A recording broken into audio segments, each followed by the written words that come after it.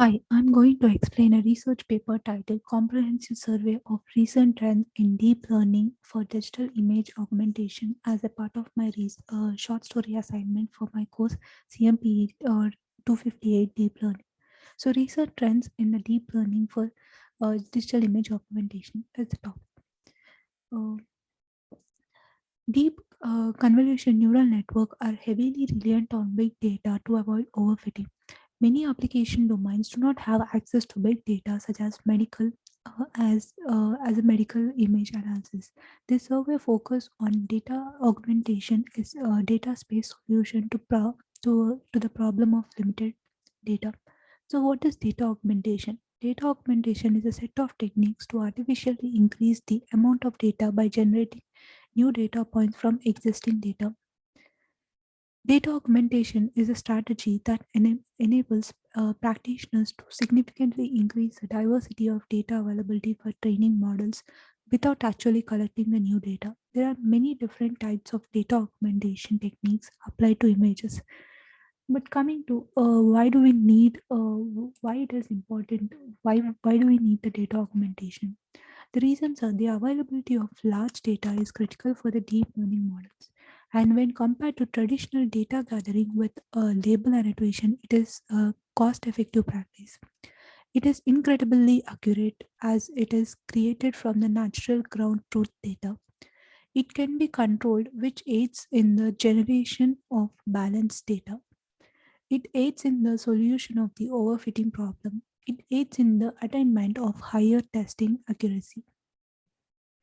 So coming to the different types of image data augmentation are geometric, photometric, and the other is the random erasing.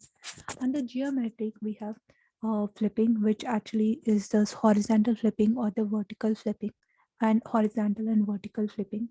And the next is the rotation, where the image is rotated along an axis in the right or left direction, angles ranging from 1 to 359.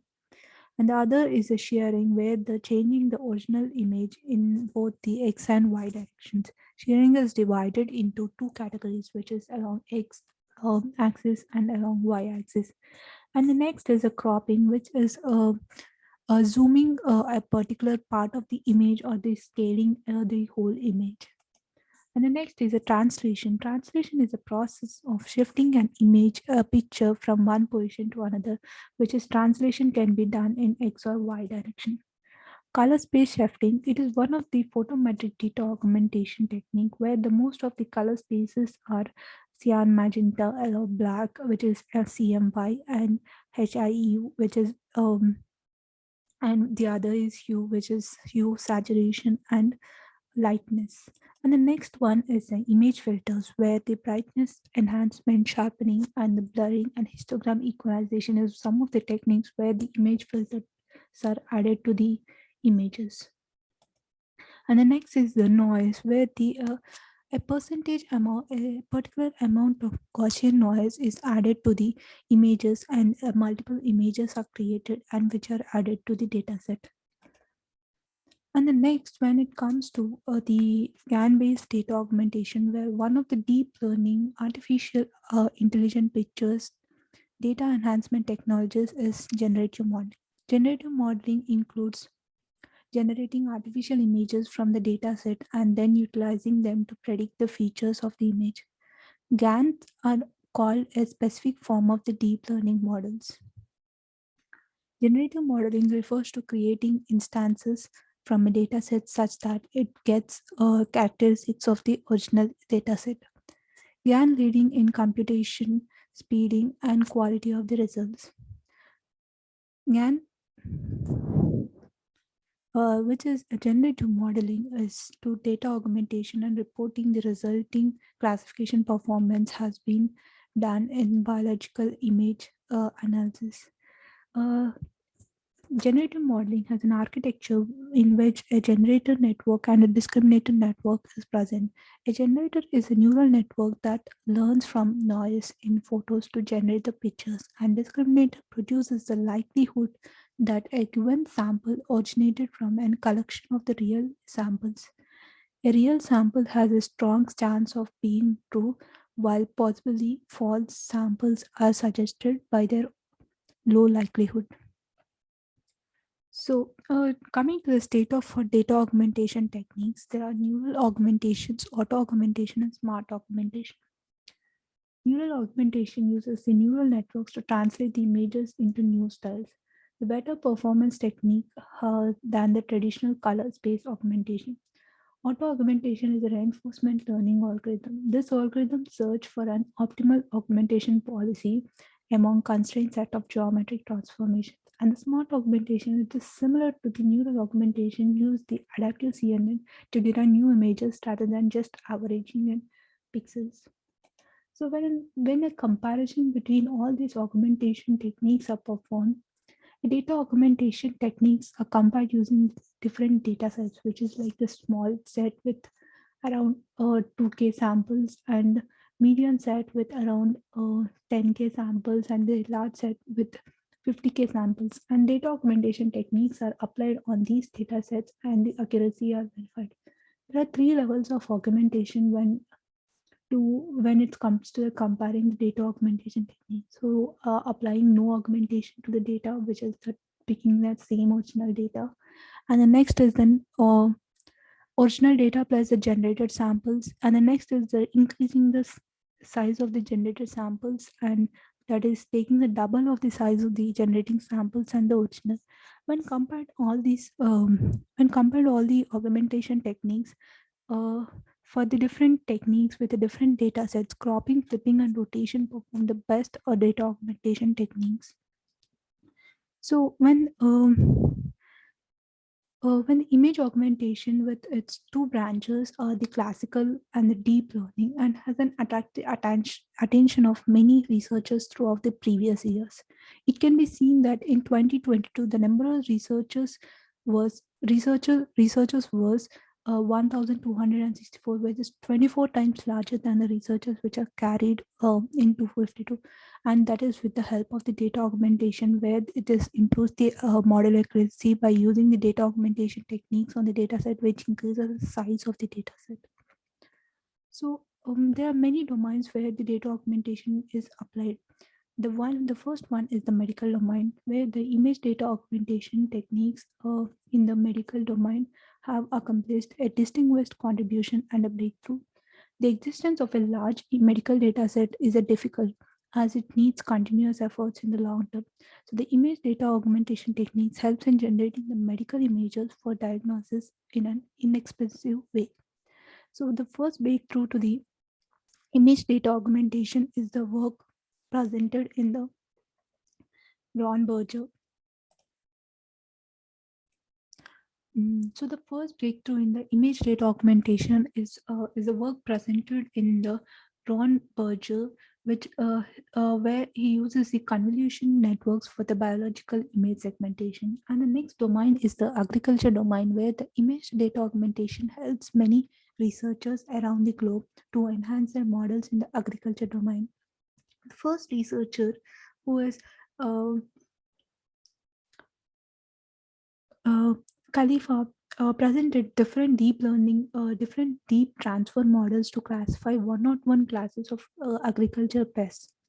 Using image augmentation, they raised their accuracy from 41.8% in testing to 89.33%. That's an increase in the 40% accuracy.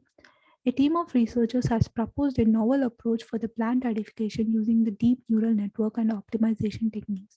Their algorithm accuracy scored an accuracy of 80% on the validation collection and a ranking of 75.2 on the official test data set.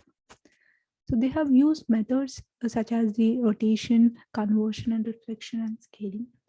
And the next comes to the next domain is the remote sensing domain, where remote sensing is a vital field that involves calculating reflected and emitted radiation from a radius to detect and track the physical parameters of an environment, usually from a satellite or an aircraft. So many researchers employ image data augmentation to improve their remote sensing models all over the world. So a collection of the structured data augmentations uh, approaches is suggested for dealing with the depth or fitting questions in deep learning. So some of the techniques I have applied on the um, data set, some of the data augmentation techniques I have applied on this Thanos image, where this is an horizontal and the vertical shift of the image, where the random shift has been applied on the images in a different in a many number of times. And this is the next augmentation technique, where the horizontal and vertical flip of the uh, vertical flip of the data augmentation is applied on the image. And the next data augmentation applied on the Thanos image is the random rotation augmentation, where the image is rotated in left or right direction with some random angle. And a random brightness augmentation is one of the augmentation where you apply a random percentage of the brightness on the image uh, to increase the number of image. I mean to uh, increase the size of the data set by adding these images to the data set.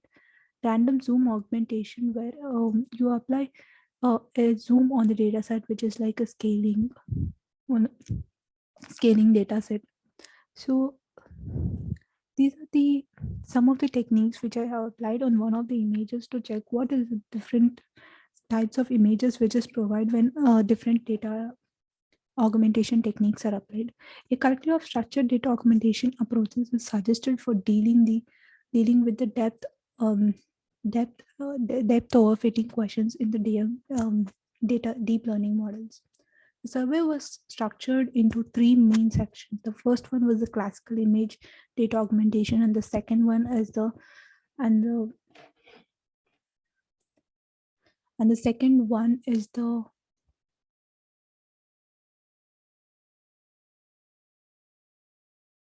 second one was the deep learning data augmentation, and third one is selection illustrated the state of art research.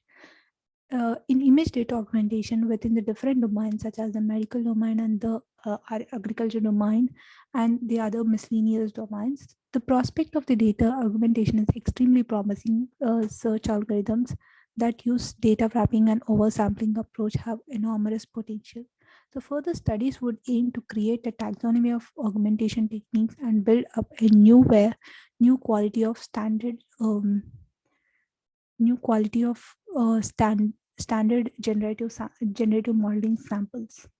So this is some of the survey which have comprehensive survey which I have done on the data augmentation techniques, which are the traditional data augmentation techniques which are being used on the different data set in the deep learning models for the deep learning models, and some of the state of art data augmentation techniques which are applied for the better accuracy and on the data set.